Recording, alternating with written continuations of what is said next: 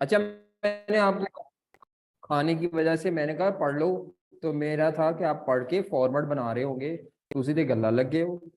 Data देखिए, simple question है। ऐसा क्वेश्चन अब शायद ही कभी आए, लेकिन एक आधा क्वेश्चन सिंपल करवाना है, फिर हम आएंगे मुश्किल की तरफ।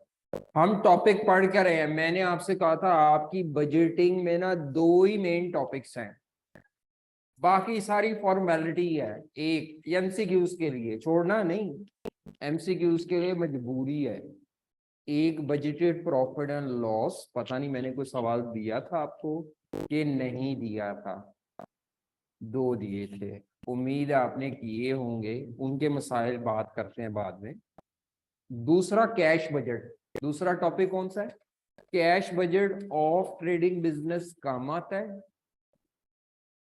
Cash budget of manufacturing business ज्यादा आता है, जैसे प्रॉफिट एंड लॉस भी मैन्युफैक्चरिंग का ज्यादा आता है। ठीक है, चम्मच जरूर रखा करें खाने के साथ, सालन ज्यादा होता है ना। अच्छा, दूसरी बात, पानी दे, पानी है ना। मेरी उसमें लैपटॉप के बैग में दवाई है, दवाई भी साथ रखा करें। वो खाने के साथ खानी है, मैं फिर 4 बजे खाता हूँ दवाई। अच्छा चलें, ओके। तो अभी दवाई ले आए जी, बिल्कुल प्लीज। तो हो क्या है जी, cash budget of trading business कम आया हुआ है बेटा। मैन्युफैक्चरिंग ज्यादा है, क्योंकि प्रॉफिट और लॉस भी मैन्युफैक्चरिंग का ही आता है पेपर में हमें। तो ये सवाल ट्रेडिंग बिजनेस का क्यों लाइन में लिखा हुआ है। अब ट्रेडिंग बिजनेस चीज परचेज करता है और उसको आगे क्या कर देता है, तो आपने उसका कैश रिसीट्स माइनस क्या बनानी है। मैंने फॉर्मेट शायद आपको करा दिया था उस दिन कैश बजट का, लेकिन उससे रिलेटेड वर्किंग नहीं कराई थी आपको कि परचेज कॉस्ट कैसे निकालते हैं और ये सब कुछ कैसे। तो ये आज हम कर लेते हैं। क्वेश्चन में वो क्या कहता है, डाटा देखिए, क्वेश्चन की रिक्वायरमेंट पर आए। You are required to prepare a cash budget. You are required to prepare a, आजकल का सवाल नहीं है, बड़ा पुराना सवाल है मेरा ख्याल है। नोट्स में अटेम्प्ट लिखी हो तो 2001 है शायद, 11। हाँ 2011, नहीं मेरा ख्याल ये 2001 का सवाल है। लिखा 2011 है, नहीं वो गलत है। तो कैश बजट आपने प्रिपेयर करना है। तो डेटा वैसे इसमें मंथ वाइज है, तो आपने मंथ वाइज लिखने ऊपर, क्योंकि नए आजकल के जो लेटेस्ट सवाल है ना उसमें क्लियर लिखता है। तो ये सवाल की समझ लें मिस प्रिंटिंग है थोड़ी सी, या पुराने सवालों में आता ही मंथ वाइज था। तो you are required to prepare month wise cash budget to facilitate the company's management in assessing the working capital requirement for next 6 months. अगले 6 माह में ये अपनी वर्किंग कैपिटल रिक्वायरमेंट को देखना चाह रहे हैं। तो वर्किंग कैपिटल रिक्वायरमेंट क्या होती है वो आपको पता चल जाएगा, शायद वो एनपीवी में भी हमने की थी, करंट एसेट्स में जो इन्वेस्टमेंट होती है। तो मंथ वाइज अगले 6 माह का कैश बजट बनाना है। बुलेट नंबर 9 पहले पढ़ते हैं। कंपनी ने बिजनेस शुरू कब किया है, कितना कैश बैलेंस था, ओपनिंग बैलेंस हो गया, इतने बैलेंस के साथ कारोबार शुरू हुआ है, ये ओपनिंग बैलेंस है। तो जनवरी से 6 माह आगे जाओ, कितने कब तक बनता है, जनवरी फरवरी मार्च अप्रैल, जी बताओ कहां तक बनेगा कैश बजट, जून तक। अब डेटा ऊपर देखते हैं, कहता है New Vision Trading Limited is planning to arrange for a 6 monthly overdraft from a bank. ये ओवरड्राफ्ट लेना चाह रहे हैं बैंक से, ओवरड्राफ्ट लोन होता है। However, before finalization of any arrangement, it wants to know the estimated requirements of cash. For this purpose, it has hired you as a consultant to make an estimate of foreseeable cash requirements. ये कोई overdraft arrange करना चाह रहे हैं, जिसके लिए उन्होंने आपको एज अ कंसल्टेंट हायर किया है। तो आपने 6 माह का कैश बजट बनाना है। डाटा क्या दिया हुआ है, सेल फोरकास्ट दिया हुआ है, यानी ये बजटेड सेल रेवेन्यू निकाल के दिया हुआ है। क्या दिया हुआ है, ये बजटेड। हमें सेल रेवेन्यू नहीं चाहिए बल्कि कलेक्शन चाहिए, ठीक है, कैश रिसीट्स। कहता है purchases are made as and when, इस लाइन का क्या मतलब है? Purchases are made as and when required का मतलब है जब जरूरत पड़ती है परचेज कर लेते हैं, इन्वेंट्री हम, इसका ये मतलब है। आगे भी लिखा हुआ वैसे, no closing stock is maintained as the supplier has capability to supply any quantities at, ये वाली लाइन इसको सपोर्ट कर रही है बात को कि बेटा हम कोई इन्वेंट्री जितने बेचने होते हैं ना उतना परचेज कर लेते हैं। आगे ग्रॉस प्रॉफिट रेशियो कितने परसेंट है? सेल्स प्राइस या सेल, ऊपर सेल दी हुई है ये। तो अगर मेरे पास सेल मौजूद है, मेरे पास ग्रॉस प्रॉफिट मौजूद हो, ये मौजूद हो और ये मौजूद हो, तो दरमियान में क्या जाता है? कॉस्ट ऑफ सेल आती है। क्या आती है? लेकिन अगर इन्वेंट्री ना हो तो कॉस्ट ऑफ सेल में सारी परचेज कॉस्ट छुपी बैठी होती है, क्योंकि ट्रेडिंग बिजनेस की जो कॉस्ट ऑफ सेल है वो आपको पता है ना, ओपनिंग स्टॉक प्लस, अगर किसी बिजनेस के स्टॉक ही ना हो तो कॉस्ट ऑफ सेल किसके बराबर होगी? ये ट्रेडिंग बिजनेस की बात कर रहा हूं मैं, मैन्युफैक्चरिंग की नहीं। आपको ये समझ आई मैंने क्या किया है? Opening stock plus purchase minus closing, ये कॉस्ट ऑफ सेल होती है। तो जब भी आपको सेल के साथ जीपी दे देगा तो आप परचेज कॉस्ट निकालेंगे, याद रखिएगा ट्रेडिंग बिजनेस में ये रूल। सेल के साथ क्या दे दे? जीपी की रेशो, तो कॉस्ट ऑफ सेल आएगी, कॉस्ट ऑफ सेल से परचेज कॉस्ट पे जाएंगे। आगे बाकी एक्सपेंस ये 6 माह के दिए हैं, सैलरी 6 माह की 390 है, रिपेयर 120 है, इंश्योरेंस 6000 है, स्टोर एंड स्पेयर्स 270 है, ड्यूटीज 360 है, लीगल चार्जेस 24,000 है। ये खर्चा 6 माह का है, तो अगर आप इसको पर मंथ निकालना चाहेंगे तो डिवाइडेड बाय 6 कर लेंगे। नेक्स्ट, डेटर से रिकवरी कैसे होनी है? इसको कहते हैं कलेक्शन पैटर्न। क्या कहते हैं इसको? किस्तों में पैसे कलेक्ट होने हैं। 50% इन द, इस लाइन का मतलब क्या है? जितनी ऊपर सेल दी है ना, हर महीने में जो सेल हो रही है उसका 50% तो उसी महीने कैश रिकवर हो जाएगा। 30% किस महीने पैसे कलेक्ट होंगे? फॉलोइंग द मंथ, फॉलोइंग कहते हैं अगले महीने को। अगर कोई चीज जनवरी में बिक रही है, कब बिक रही है? हर रोज बिक रही है जनवरी, जनवरी के पूरे महीने में एक दिन में नहीं बिकती, रोज बिक रही होती हैं। जो चीजें जनवरी में बिक रही हैं उनका इवनली बेसिस पे उनका 50% जनवरी में ही कलेक्ट हो जाएगा। उनका 30% कब कलेक्ट होगा? फरवरी में। और उनका 20% सेकेंड मंथ आफ्टर सेल, का मतलब होता है कि जनवरी में अगर यकम जनवरी को सेल हुई है तो यकम फरवरी फॉलोइंग मंथ होता है, और यकम मार्च 2 मंथ आफ्टर सेल होता है। ये ऐसे देखते हैं डेट। समझ आ रही है? सारी सेल एक दिन में नहीं हो रही होती, हर रोज सेल हो रही है। तो जिस दिन भी जनवरी में सेल हुई है उसका फॉलोइंग मंथ अगला महीना बनेगा, और सेकंड मंथ आफ्टर सेल महीना बनेगा मार्च का, अगर जनवरी की सेल को देखो। परचेज को कैसे पे करना है? ट्रेड क्रेडिटर को या परचेज को 40% परचेज उसी महीने में पे करनी है, 40% फॉलोइंग मंथ में पे करनी है, और 20% कब में पे करनी है? इसका मतलब है सेल की भी 3 किस्तें हैं, 3 किस्तों में कलेक्शन। परचेज की कितनी किस्तों में पेमेंट? 40% उसी महीने में, 40 अगले में, और 20% उससे अगले में। आगे ऑल अदर एक्सपेंस, इनके मुतालिक क्या रहा है? ये जो बुलेट नंबर 5 में थे, all other expenses are paid in the month of expense और expenses are evenly spread out. Simple सा सवाल है, सारा डेटा उसने दिया हुआ है, बस आपने अरेंज करके कॉपी करना है। जो वर्किंग आपको मेन करनी पड़नी है वो ये कलेक्शन की और पेमेंट की है। कुछ बच्चे तो डायरेक्ट कैलकुलेटर पे करके भी लिख लेते हैं। चलो बनाओ टेबल। कैश बजट का टेबल कैसे बनेगा? सिंपल सा सवाल है, इतना आसान सवाल अब शायद ही कभी आए, लेकिन चले। न्यू, क्या नाम है कंपनी का? New Vision trading.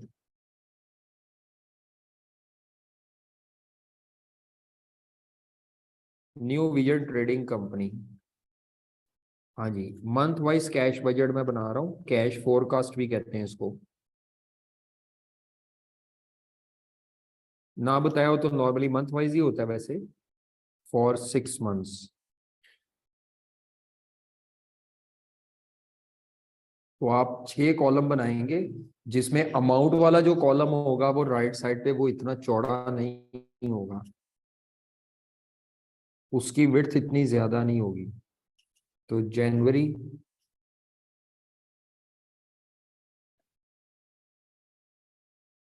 बस JAN लिख लूंगा, फेब्रुवरी, मार्च, अप्रैल,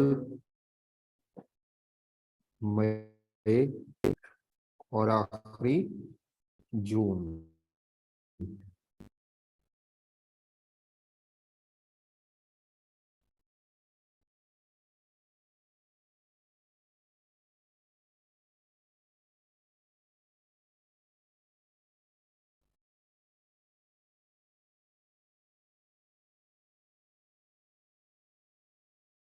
जी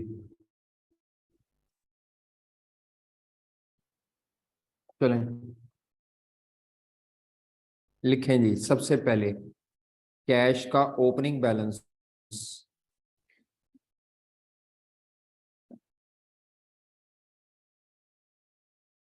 हाँ जी, क्या लिखना है कैश का? ओपनिंग बैलेंस या ओपनिंग या बिगिनिंग। तो कैश का बिगिनिंग बैलेंस जो हमें क्वेश्चन में गिवन था वो बाद में लिखेंगे, पे फॉर्मेट बना लें। कैश का बिगिनिंग बैलेंस जो कि 1 जनवरी को गिवन था, एड्स में करनी होता रिसीट्स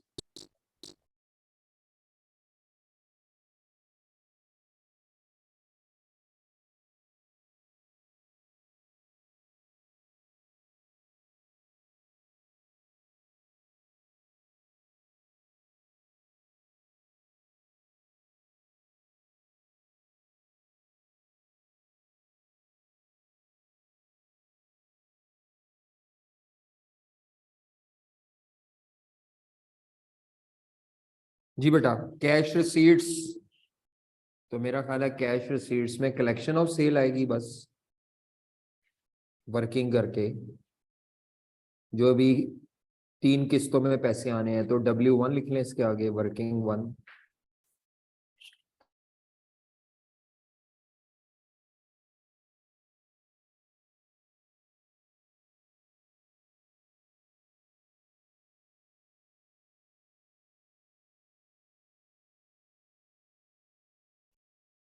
तो कैश पेमेंट में पेमेंट टू क्रेडिटर्स आएगी पहली, परचेज के,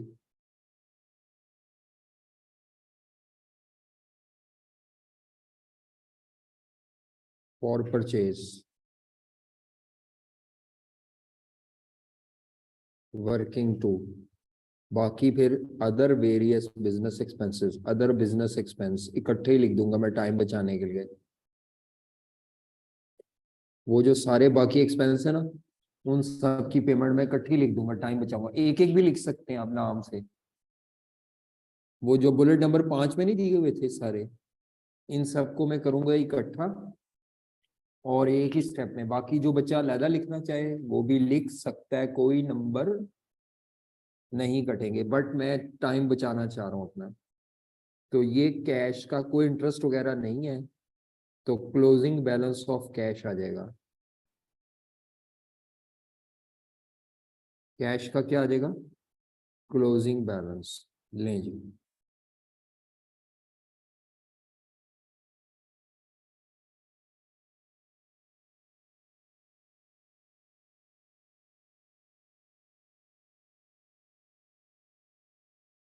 आ जाए जी। कॉपी करें डाटा। ओपनिंग बैलेंस कितना दिया हुआ है? 50,000। जनवरी में कॉपी करें। अच्छा जी, कलेक्शन की वर्किंग करनी है वो लिखते हैं, पेमेंट की भी वर्किंग करनी है। अदर बिजनेस एक्सपेंस लिखवाएं जी, कितने टोटल? 390 जमा 120 जमा 6,000 सारे करके डिवाइडेड बाय 6। इन सब का टोटल करें डिवाइडेड बाय 6,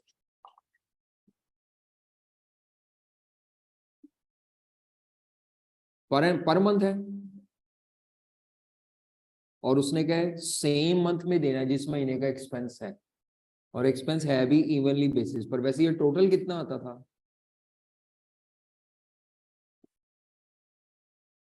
1170,000 डिवाइडेड बाय 6,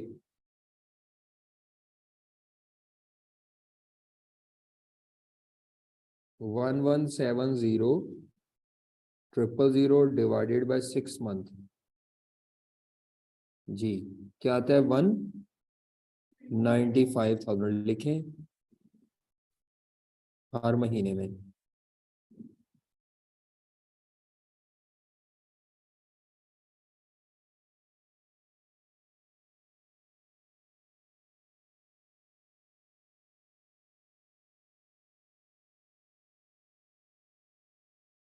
अच्छा जी, सेल्स की कलेक्शन लिखें। अब ये सवाल मैंने कहा था ना आसान है इसमें, और मैंने इसको थोड़ा और आसान कर लिया, ये इकट्ठे करके टाइम बचा लिया। तो आगे आ जाए, सेल की कलेक्शन कैसे निकालेंगे? अब वो आपकी मर्जी है, जैसे मर्जी वर्किंग करें। उसने बताया हुआ था सेल के पैसे ये बुलेट नंबर 6 में कैसे कलेक्ट होंगे, 50% मंथ ऑफ सेल में, 30% फॉलोइंग मंथ में, और 20% सेकेंड मंथ आफ्टर। तो वर्किंग जैसे मर्जी करें, मैं वर्किंग का स्टाइल ये फॉलो करता हूं अगर मंथ वाइज हो तो हेडिंग दे collection of sales, collection of sales. पहले मैं मंथ कॉपी करता हूं, फिर सेल्स की अमाउंट लिखता हूं जो क्वेश्चन में गिवन थी, उसके बाद यहां पर हेडिंग देता हूं कलेक्शन, उसमें फिर दोबारा मंथ के नाम लिखता हूं, जनवरी का मंथ, फेब्रुवरी, मार्च, अप्रैल, मई, और आखिरी क्या था जून।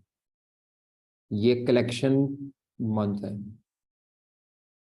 तो क्वेश्चन में से पहले कॉपी करता हूं डाटा। जनवरी की सेल कितनी थी? जनवरी की सेल थी 8 लाख। जरा आप मुझे बताते जाएं क्योंकि मुझे बार बार ऊपर जाना पड़ना है, नहीं तो 8 लाख की सेल है। फेब्रुवरी की 11, अच्छा सॉरी 950,000। मार्च की 6 लाख। अप्रैल की 9 लाख। मई की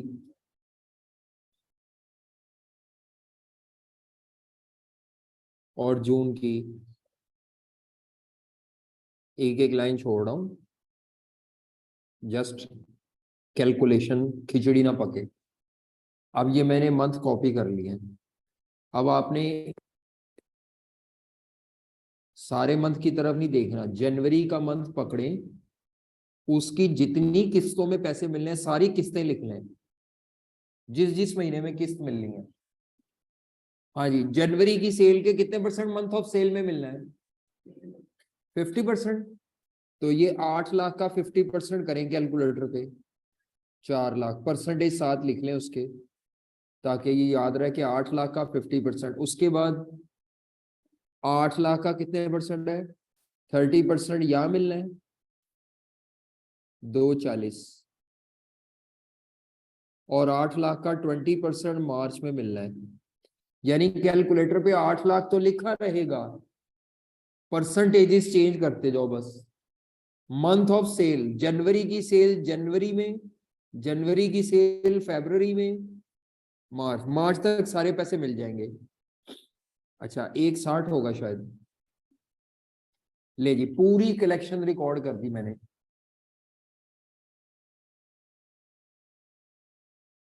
हाँ जी, अब हमने जनवरी की पूरी कलेक्शन रिकॉर्ड कर ली है। इसके बाद अब अगला महीना पकड़े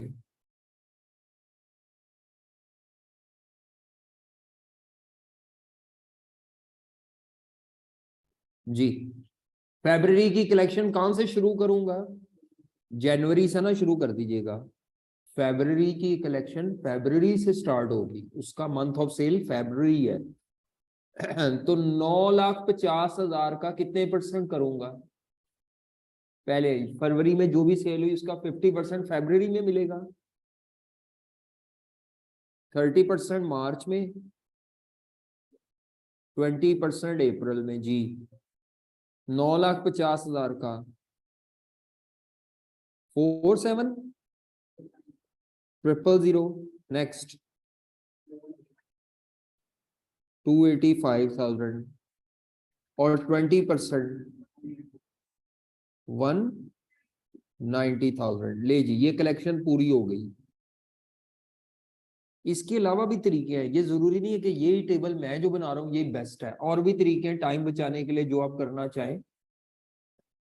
मार्च की कलेक्शन मार्च से शुरू होगी, 50%, 30% और 20%। तो 6 लाख का 50%, 3 लाख, 1,80 और 1,20।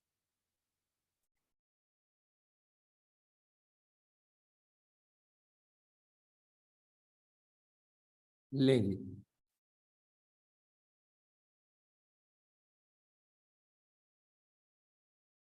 आ जाए जी। अप्रैल की कलेक्शन अप्रैल से स्टार्ट होगी, मेरा ख्याल है 450, 270, 1,80 जून में।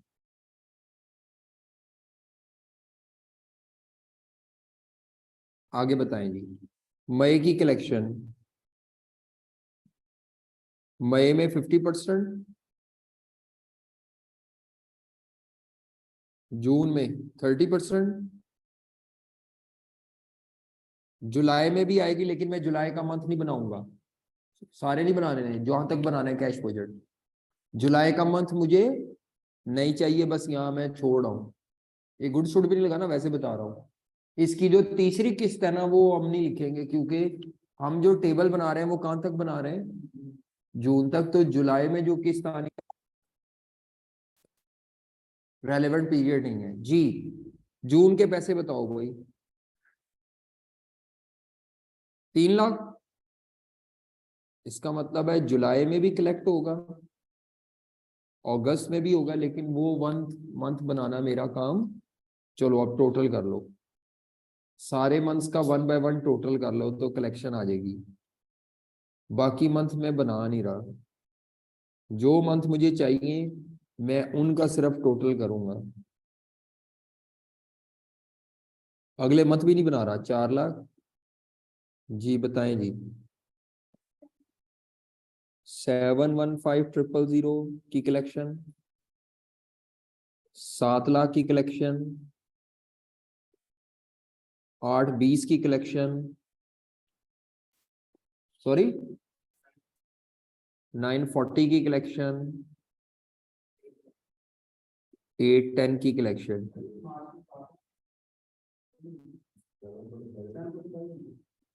745 है, चलो 745 कर लो।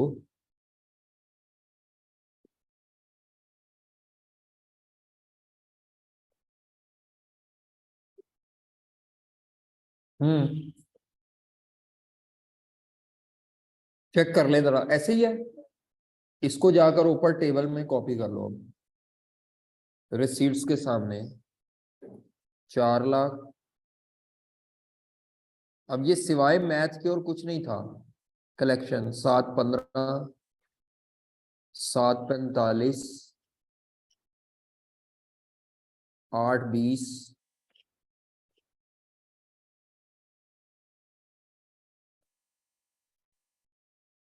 और 8,10,000। ठीक है बच्चों, ऐसे ही अब हमें परचेज निकालनी पड़ेगी पहले, परचेज कॉस्ट, और उसका भी टेबल ऐसे ही बनेगा पेमेंट का, लेकिन परचेज कॉस्ट गिवन नहीं है, सेल और जीपी गिवन है। तो वर्किंग नंबर 2 की हेडिंग दे लिखे purchase cost and payment to creditor. तो वर्किंग नंबर 2 की हेडिंग क्या है? Purchase cost and payment. Direct payment नहीं निकालेंगे, पहले परचेज कॉस्ट निकालेंगे।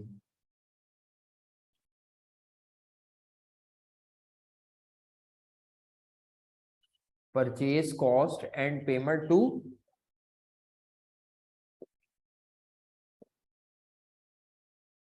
ये देखो बेटा, अभी आपने लिखना कुछ नहीं, पहले देख लो।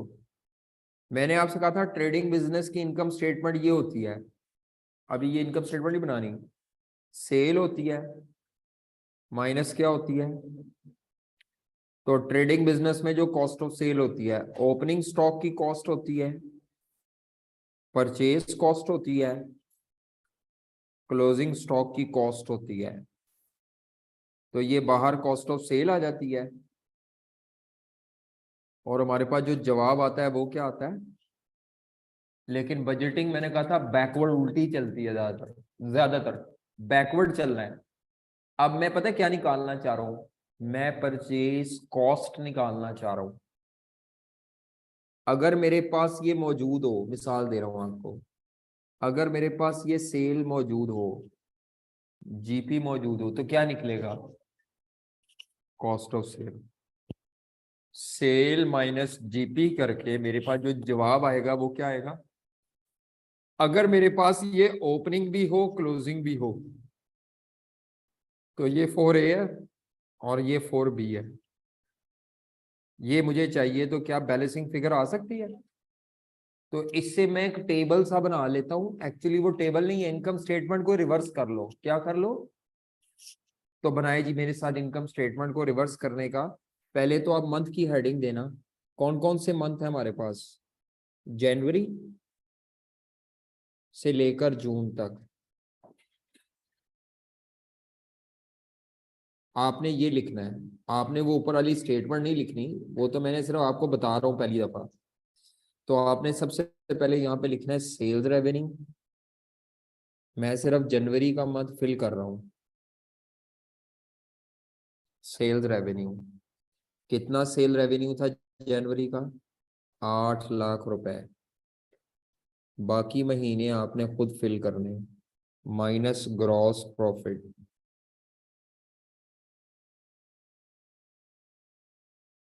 कितने परसेंट ग्रॉस प्रॉफिट कहा था उसने? 20% ऑफ सेल। ना भी बताया हो तो 20% ऑफ सेल ही चलता है बाय डिफॉल्ट। 160। तो ये अब आप किस पे आ जाएंगे? Cost of sales. एक सेकंड। मामा मामा ओ मामा मामा मामा मामा बंद कर। पापा जी साथ बच्चों को भी लेके बैठे हुए हैं। हाँ मामा। चलो अच्छा। तो सेल्स माइनस ग्रॉस प्रॉफिट। छोटे से बच्चे की आवाज आ रही है, मामा मामा। सेल माइनस क्या है? Gross profit. क्या किया पता चला आपको मैंने? इनकम स्टेटमेंट रिवर्स हो रही है ये। तो आप यहां तक पहुंच गए हैं, अब आगे क्या करूंगा? बैकवर्ड आते हुए जो चीज लेस हो रही हो वो ऐड बैक हो जाती है, और जो ऐड हो रही हो, तो ये जो कॉस्ट ऑफ सेल से मैं पीछे आऊंगा तो क्लोजिंग स्टॉक लेस हो रहा होता है, तो मैं क्या करूंगा? Add cost of closing stock. जी। और माइनस क्या करूंगा? Cost of. तो मैं आ जाऊंगा परचेज कॉस्ट पे। इस सवाल में नहीं था ये स्टॉक वगैरह, कुछ भी नहीं था। तो अब इस सवाल के लिए तो आप मुझे कह सकते हैं सर कुछ भी नहीं है, तो आप इसको ना भी बनाए तो काम चल जाएगा बिल्कुल। लेकिन मैं क्योंकि पहली दफा बता रहा हूँ ना, तो मैंने सारा यूनिवर्सल फॉर्मेट बता देना है आपको। बाद में आप देख लेना, जो है ठीक है, जो नहीं है शॉर्ट कर दो। ये लेंगे, ये परचेज कॉस्ट आ गई। ठीक है, हालांकि हमें ये लिखने की जरूरत नहीं थी ये जो मैंने, लेकिन मैंने फॉर्मेट सिखाना था आपको। ट्रेडिंग बिजनेस में परचेज कॉस्ट कैसे निकालेंगे, वो ये फॉर्मेट है। इनकम स्टेटमेंट को रिवर्स किया जा रहा है। कर लोगे बाकी महीने, निकालो परचेज कॉस्ट बाकी महीनों की, स्टॉक नहीं है।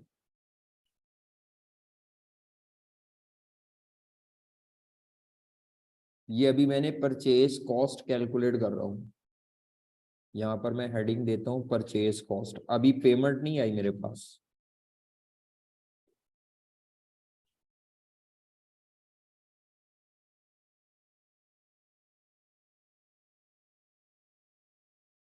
हर महीने की सेल और जीपी की मदद से निकालो कि परचेज कॉस्ट क्या आई है।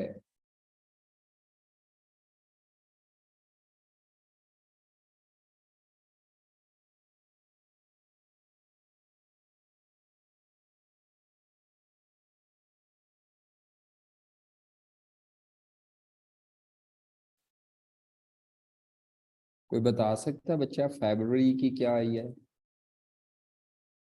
760। मार्च की अल्हम्दुलिल्लाह 480। अप्रैल की 720। 880।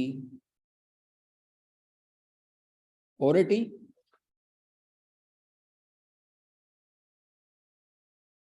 ये हमने निकाल ली परचेज कॉस्ट, लेकिन टेबल में परचेज कॉस्ट ने नहीं आना।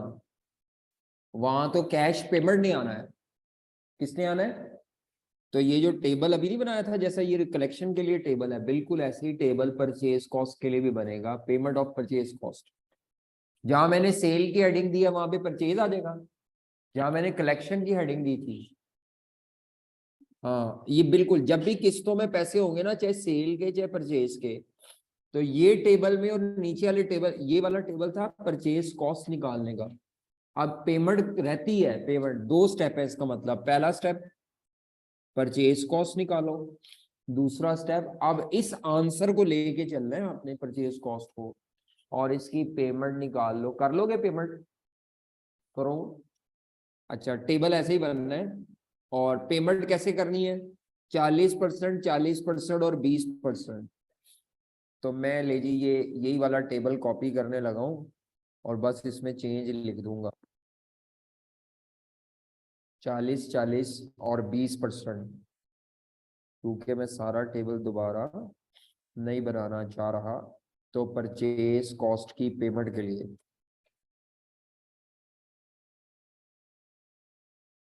तो यहाँ पे जहाँ मैंने कलेक्शन ऑफ सेल लिखा था, वहां मैं हेडिंग दूंगा payment to creditors. Ji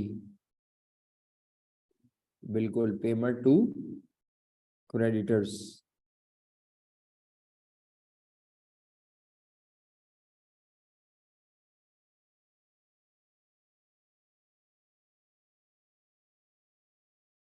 cash payment आ जाएगी। सेल की जगह हम कॉपी करेंगे परचेज कॉस्ट।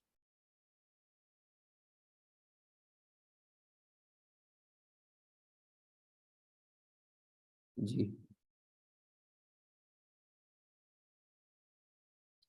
640, 760, 480, 720, 880, 480। ठीक है।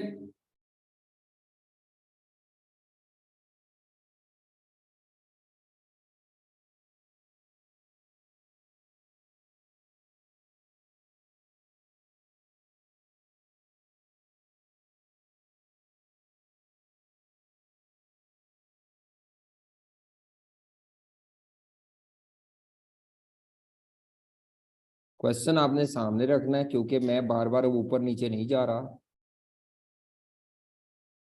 तो ये ना हो कि क्वेश्चन आपके सामने ना हो। 40%, 40 और 20 था ना? लो जी, तो 6,40,000 का 40% क्या आता है बच्चों? 2, उसी मंथ में अगले महीने भी 256, 128 होगा शायद। आगे चले, क्या पॉसिबिलिटी है कि एडवांस पेमेंट हो जाए? जी बिल्कुल, अगर एडवांस पेमेंट होती तो जो जनवरी में परचेज किए उसके पैसे दिसंबर में आते, कोई मसला नहीं। लेकिन वो मंथ मुझे चाहिए नहीं था, बिजनेस ही जनवरी में शुरू हुआ है, एडवांस पेमेंट हो सकती है। जी 760 का 40% क्या आता है? 30,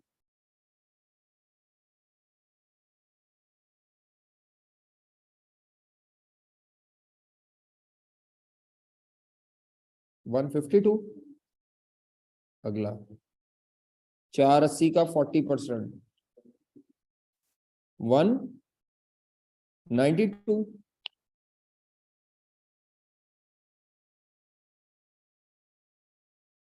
और 96। जी 720 का 40%, 288।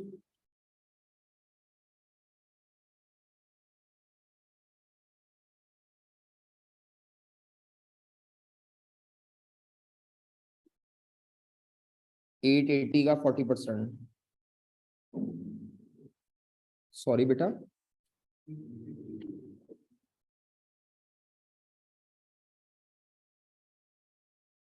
इससे अगला महीना हम नहीं बना रहे जी। 192 शायद।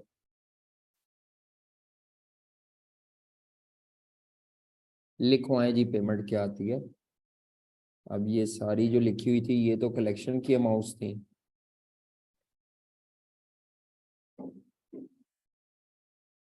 जी जनाब 256, 560,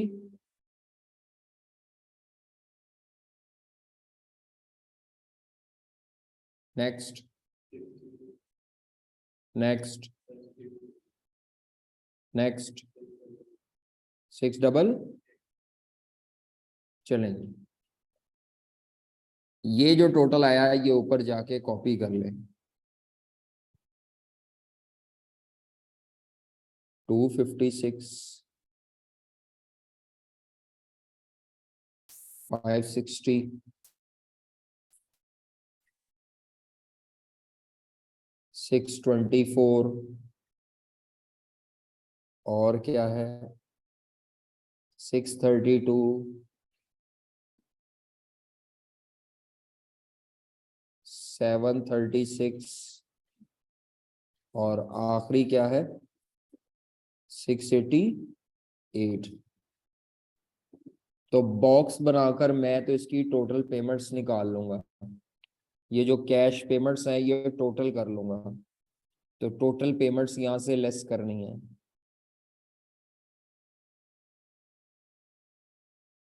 तो टोटल पेमेंट क्या आती है 256 और 195।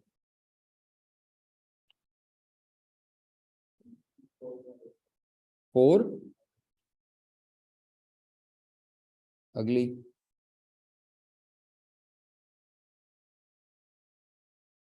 655 के 7। अच्छा अब देखिए जरा होना क्या है बाद में, वो अब आप कर लेंगे। ये ए फिगर थी ओपनिंग बैलेंस, ये बी थी कलेक्शन और ये सी फिगर थी पेमेंट्स। ओपनिंग ए थी, बी क्या थी कलेक्शन रिसीट्स यानी, और कैश पेमेंट्स। तो अब आपने क्या करना है ए प्लस बी माइनस सी। तो 50,000 जमा 4 लाख, 450, 450 माइनस 451, -1,000 आता है ना। ये -1,000 ऊपर जाके ओपनिंग बन जाएगा। एक महीने का क्लोजिंग अगले महीने का क्या बनेगा ओपनिंग बन जाएगा। क्या मेरी बात ये समझ आ रही है? ये जो -1000 है ये इधर जाकर -1000 ओपनिंग बनेगा। अब ओपनिंग माइनस में लिखेंगे, प्लस रिसीट्स माइनस ये 755, ये भी मेरा ख्याल है माइनस में आएगा, माइनस में आना चाहिए। कितना आता है? 41,000 माइनस का। ये जो क्लोजिंग है ये मार्च का ओपनिंग बनेगा।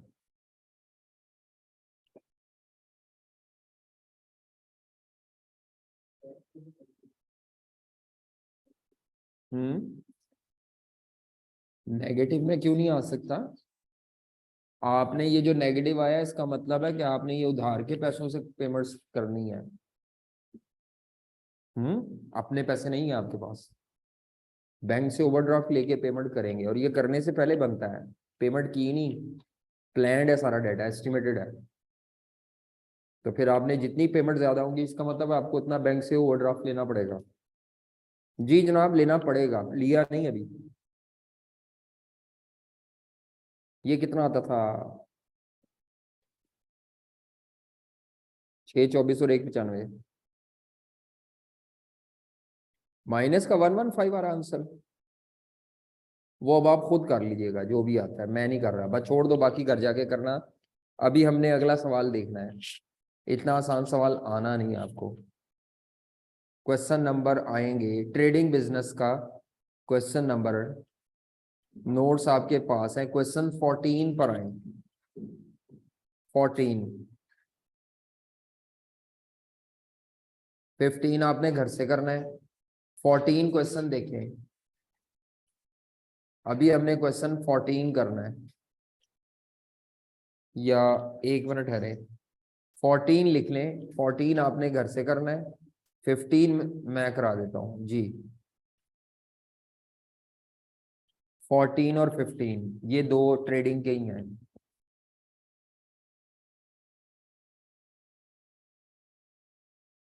अच्छा, क्वेश्चन 14 में करेक्शन है, आई कैप के सवाल में ही गलती थी, जवाब और सवाल मैच नहीं करते। तो क्वेश्चन 14 के बुलेट नंबर उस पे आए हैं 4 पे।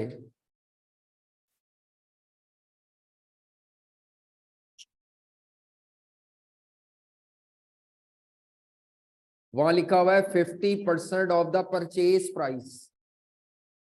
क्वेश्चन 14 के बुलेट नंबर 4 में कहीं लिखा हुआ है 50% ऑफ द, इसकी जगह लिखे 50% of the remaining amount, 50% of the advance देने के बाद, इसमें कुछ एडवांस भी है असल में।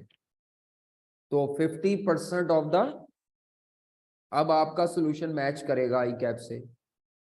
जो क्वेश्चन की स्टेटमेंट है और जो आई कैप का सोल्यूशन है दोनों मैच नहीं कर रहे। तो देयर वाज, या सोल्यूशन ठीक कर ले, मैंने क्वेश्चन सही करा दिया है। तो 50% ऑफ परचेज प्राइस की जगह क्या होना चाहिए, जो सोल्यूशन है वो ये है, जिस तरह सोल्यूशन बना हुआ है उसके मुताबिक यहाँ पे होना चाहिए 50% of the remaining amount, solution उसके हिसाब से बना हुआ है। तो मैंने, मेरा ख्याल है आई कैप का सोल्यूशन ही रखा हुआ है। तो 50% ऑफ द रिमेनिंग अमाउंट, 15वां सवाल हमने करना है, कौन सा क्वेश्चन करना है? 15 जी, क्वेश्चन 15 पे आना है अभी।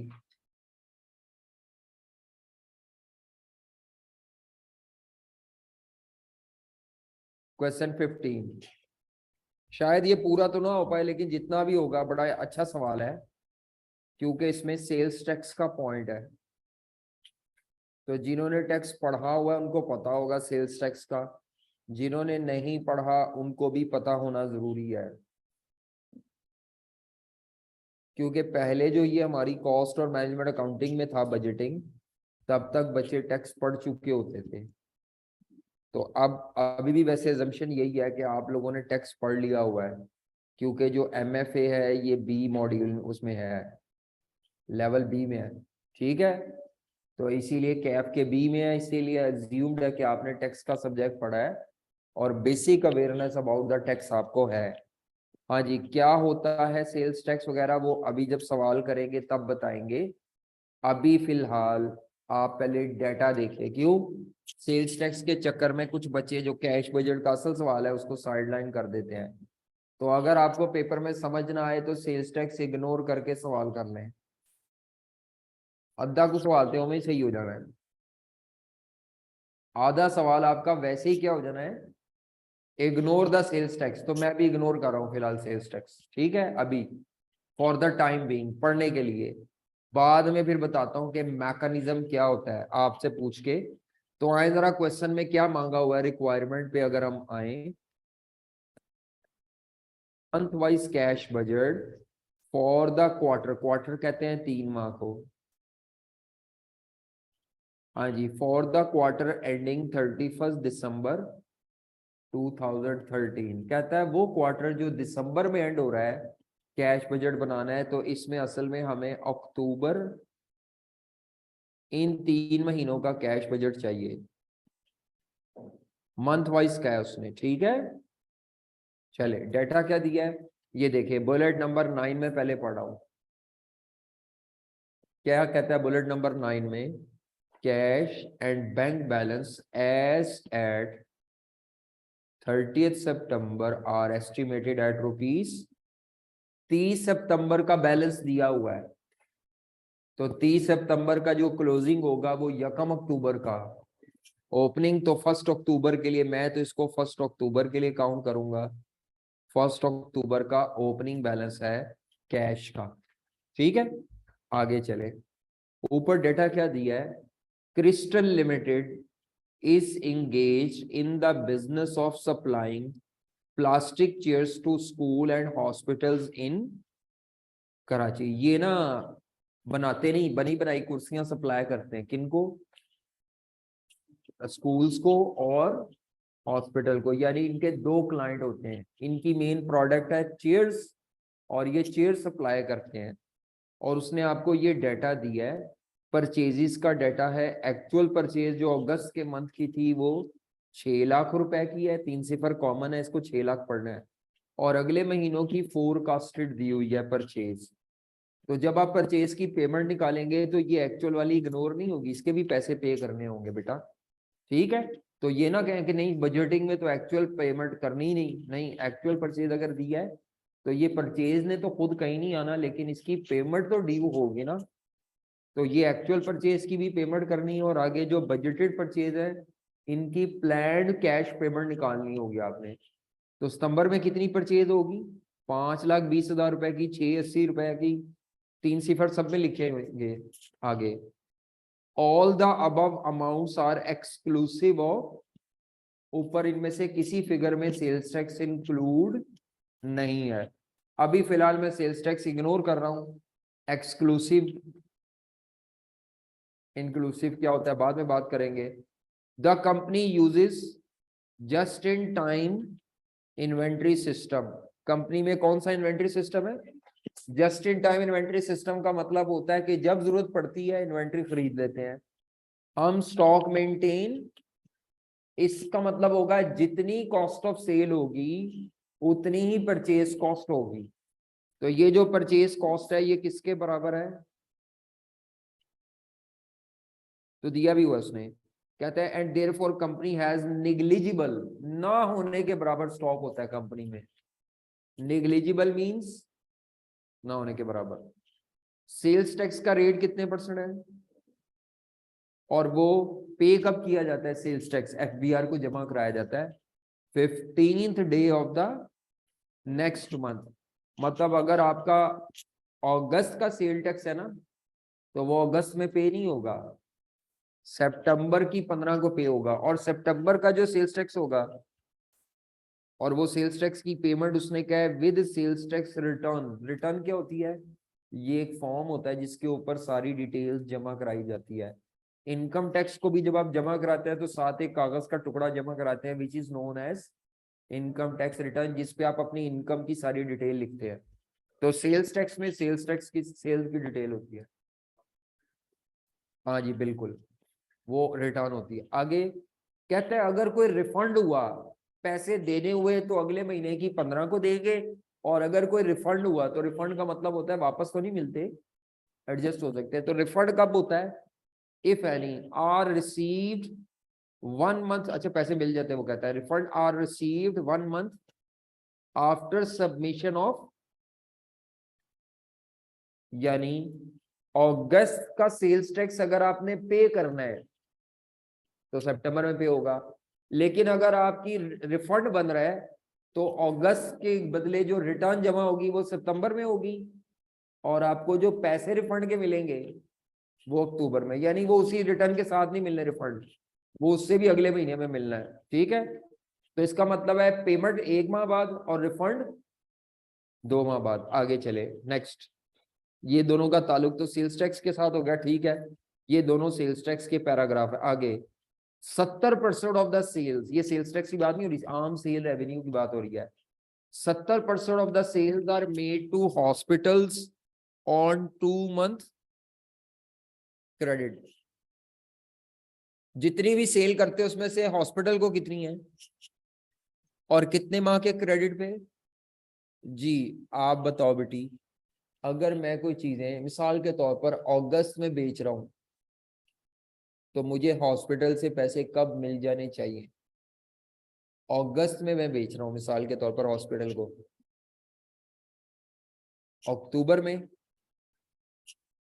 डिपेंड करेगा कि मैं सेल अगस्त की कौन सी तारीख को कर रहा हूं, ये कोई फिक्स नहीं होता।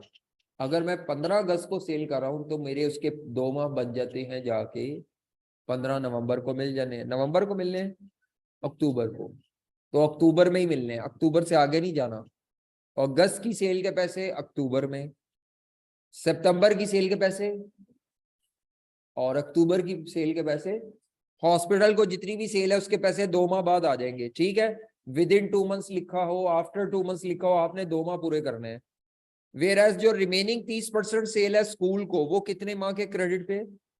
इसका मतलब है उसके पैसे तो अगले महीने मिल जाएंगे। आगे, all debtors are expected to promptly settle their debts. इसका मतलब यह है कि जब आपका टाइम ड्यू होता है ना तो आपके कस्टमर आपको चक्कर नहीं लगवाते।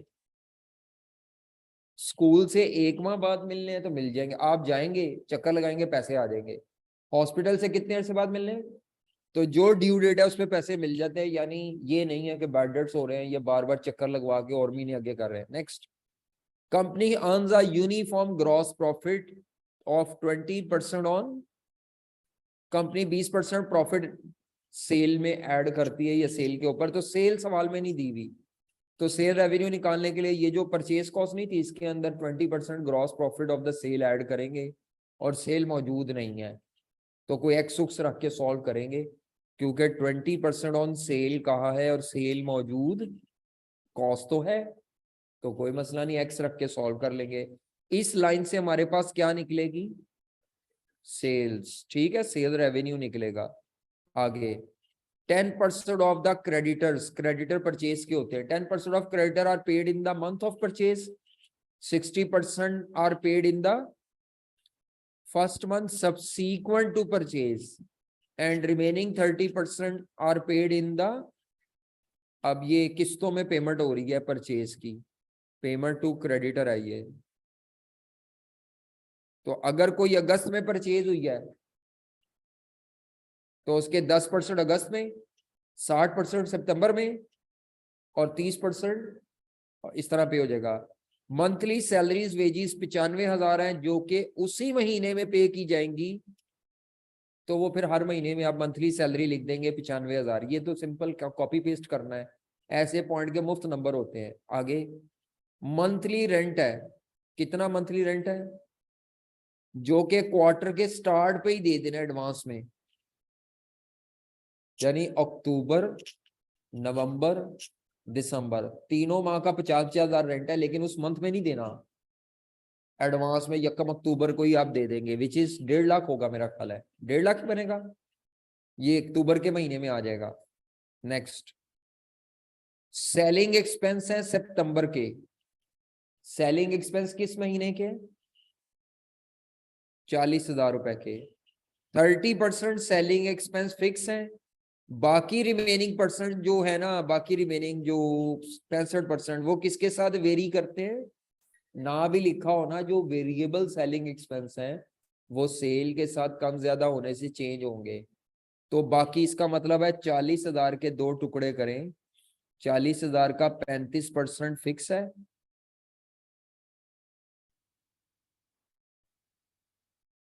14,000 फिक्स है और वेरिएबल। ये किस महीने के हैं? सितंबर के हैं।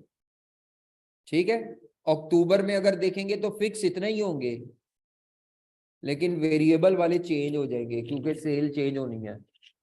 अगर सेल बढ़ेगी तो वेरिएबल सेलिंग एक्सपेंस भी ज्यादा होंगे, अगर सेल कम होगी, उसने लिखा हुआ है कि जो बाकी खर्चा है ना वेरिएबल नेचर का, वो किसके साथ वेरी करता है।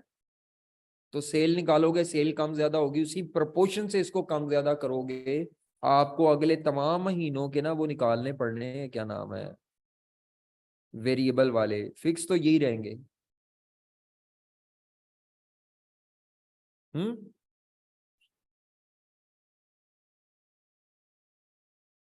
सितंबर की सेल तो बताना जरा मुझे, सेल रेवेन्यू क्या आता है? 520 है ये परचेज, 20% इसमें जीपी ऐड करना है। चलो सेल रेवेन्यू ही बता दो मुझे।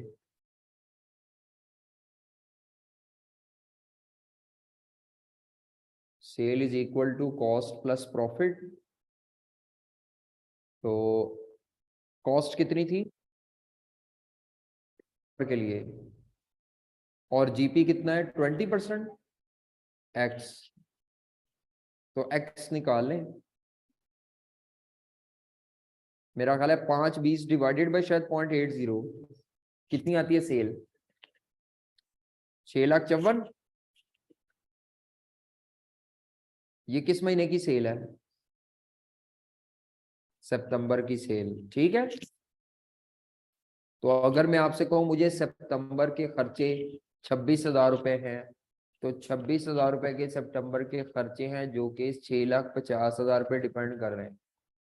अगर मेरे पास अगले महीने के खर्चे मुझे चाहिए तो मैं कोई रेशो, प्रोपोर्शन को परसेंटेज इस तरह निकाल लूंगा। अगले महीने की कोई बच्चा सेल बताता है मुझे कितनी होगी? 680। अक्टूबर की सेल क्या आएगी? 680 डिवाइडेड बाय 0.8, 850।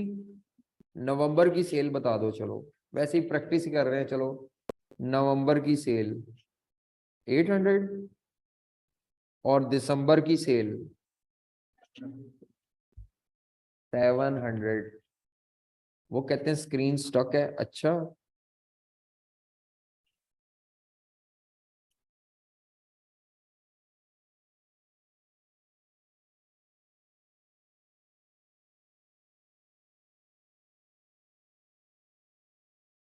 क्यों स्टक है?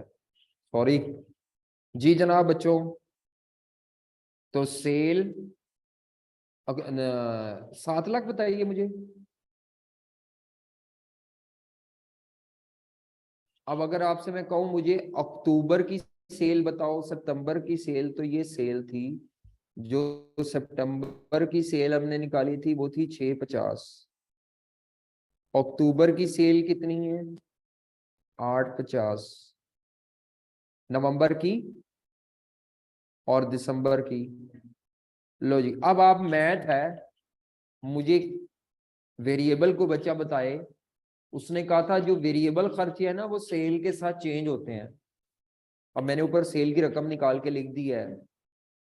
तो अब मैथ लगाए को बच्चा और मुझे बताए वेरिएबल सेलिंग। आगे आपके जी बेटा।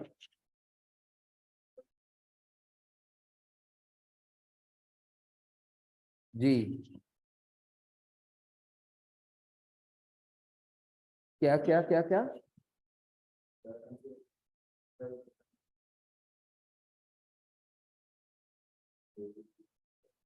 लेकिन ये सितंबर के लिए रिलेशन है, अक्टूबर नवंबर में पता नहीं ये रिलेशन क्या हो। नहीं, वेरिएबल चेंज होगा जिससे ये रिलेशन आउट हो जाना है। वेरिएबल ने चेंज होना है जिससे ये रिलेशनशिप आउट हो जाना है। अगर आपने 35 और 65 वाला रिलेशन कांस्टेंट रखा ना, तो फिर आपकी फिक्स भी चेंज होगी, जो कि गलत है सोल्यूशन। फिर आपके वाले तरीके से फिक्स चेंज आएगा, मैं चेंज नहीं सेम निकालना चाह रहा हूँ जी। कोई बता सकता है अक्टूबर के वेरिएबल सेलिंग कितने आते हैं? कैसे निकाला है?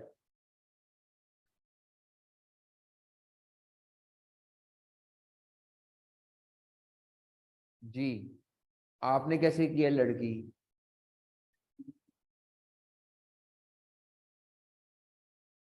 ये असल तरीका ये होता है, पुराना खर्चा वेरिएबल नेचर का, पुराना खर्चा डिवाइडेड बाय पुरानी सेल करो ताकि पर यूनिट आ जाए। वो तरीका गलत नहीं है जो आप कर रही हैं। आप क्या कर रही हैं? आप कह रही हैं पुराने से नए में जितने परसेंट इंक्रीज आया उतने परसेंट मैं इसको बढ़ा दूंगी, but it will waste your time. अक्लमंदाना तरीका क्या है? पुराना खर्चा डिवाइडेड बाय पुरानी सेल। जब आप ये करोगे तो पर यूनिट पे आ जाएगा वेरिएबल खर्चा, वो पर यूनिट पे कांस्टेंट रहती है वेरिएबल कॉस्ट। मल्टीप्लाइड बाय आपने हर महीने की नई सेल कर देनी है। एक दफा कैलकुलेटर पे 850 लिखोगे, एक दफा 8 लाख लिखोगे। समझ आइए आपको क्या किया है? पुराना वेरिएबल एक्सपेंस डिवाइडेड बाय पुरानी सेल करने से ये पर यूनिट वेरिएबल आ जाएगा। इनटू क्या करेंगे? न्यू सेल पहले अक्टूबर की करेंगे, फिर न्यू सेल नवंबर की। ये ब्रैकेट अंदर ही रहेगी वैसे ही। पुराना वेरिएबल खर्चा डिवाइडेड बाय पुरानी सेल से वेरिएबल कॉस्ट पर यूनिट आएगी एक्चुअली, या एक परसेंटेज बन जाएगी। पुराना वेरिएबल खर्चा डिवाइडेड बाय पुरानी सितंबर की सेल इनटू अक्टूबर की सेल, फिर इनटू नवंबर की सेल, लेकिन वो पुराना ब्रैकेट सेम रहेगी, उसको चेंज करने की जरूरत नहीं। जी लड़कियों, नहीं पता चला? मैथ है। वो तरीका भी ठीक है जो ये बच्ची बता रही है कि परसेंटेज जितनी बढ़ रही है, अगली दफा 850 और 8 लाख में कमी हुई है, तो भाई जितने परसेंट कमी हुई है उतने परसेंट इसको क्या कर दोगे, लेकिन इसमें टाइम वेस्ट होगा बहुत ज्यादा इस तरीके में। नो डाउट मैथ है। अब सिर्फ इसमें जो पॉइंट रह गया वो कि अदर ओवरहेड्स है। अदर ओवरहेड कहता है सेल का 66% है और सेल पिछले महीने वाली लेनी है। कौन से महीने वाली सेल लेनी है? यानी सितंबर में अगर मैं लूंगा अदर एक्सपेंस पे करूंगा तो मैं सितंबर का 6% नहीं लूंगा, अगस्त की सेल का 6%। ऐसे ही है ना? सिर्फ अब इसमें बीच में मसला कहां पे है? सेल्स टैक्स पे है। ठीक है, क्या है? Sales tax. सुन लें, सेल्स टैक्स ना किसी बिजनेस की इनकम होती है, ना सेल्स टैक्स किसी बिजनेस का। टैक्स डिपार्टमेंट आपको अपना एजेंट ट्रीट करते हुए आपके बिजनेस के जरिए टैक्स कलेक्शन करवाता है, बस फ्रॉम द फाइनल कंज्यूमर। किससे कराता है? बर्डन आपके ऊपर नहीं है, बर्डन किसके ऊपर है? लेकिन आप एजेंट के तौर पे टैक्स कलेक्शन ये वो कर रहे हैं। ठीक है, अभी वो बात बड़ी डिटेल से करेंगे कल। अभी फिलहाल सिर्फ आप इतना जहन में रखें कि सेल्स टैक्स किसी बिजनेस का ना इनकम है ना वो, you are just collecting the sales tax on behalf of FBR. हाँ, लेकिन जब आप डेटर क्रेडिटर काउंट करते हैं रिसीट पर्पस के लिए, क्योंकि पैसे इकट्ठे करने हैं, तो तमाम फिगर जो कलेक्शन या पेमेंट है उसके लिए आपने डेटर या क्रेडिटर की अमाउंट में सेल्स टैक्स जानबूझ के क्या करना है? ऐड करना है। यानी इनकम एक्सपेंस के लिए सेल्स टैक्स इग्नोर होता है, रिसीट्स और पेमेंट्स के लिए, क्योंकि हमने पैसे इकट्ठे करेंगे तो देंगे ना उसको एफबीआर को, तो debtor creditor are recorded with sales tax, but income and expenses is recorded exclusive of sales tax. Rule क्या होता है? Income expense excluding sales tax, but debtor creditor. जी, जब आप एंट्री पास करते हैं ना तो वो ये एंट्री होती है सेल्स टैक्स के साथ, debtor debit, sales revenue credit और सेल्स टैक्स क्रेडिट पेबल। तो अगर फॉर एग्जांपल 1,000 रुपए की सेल है ना तो उस पर 17% डेटर 1170 का बनेगा, और जब कल को कैश टू डेटर होगी एंट्री तो वो 1100 क्या मेरी बात समझे हो? Sale is income, income excluding sales tax आनी है, बट डेटर से जो कलेक्शन आनी है वो inclusive of sales tax, same असूल पेमेंट के लिए। लेकिन कल बात करेंगे, अभी जल्दी में वैसे बस मैंने थोड़ा सा बता दिया है, आप जरा जाके इसको भी कीजिएगा जितना होता है टूटा फूटा। चलो बस छुट्टी करो। आज आपका होमवर्क 2 सवाल है। कौन से 2 सवाल है? तो कल मैं जरा सेल्स टैक्स से मुतालिक बातें पूछूंगा आपसे, जरा देख के आइएगा, मैंने अभी बहुत थोड़ा बताया है।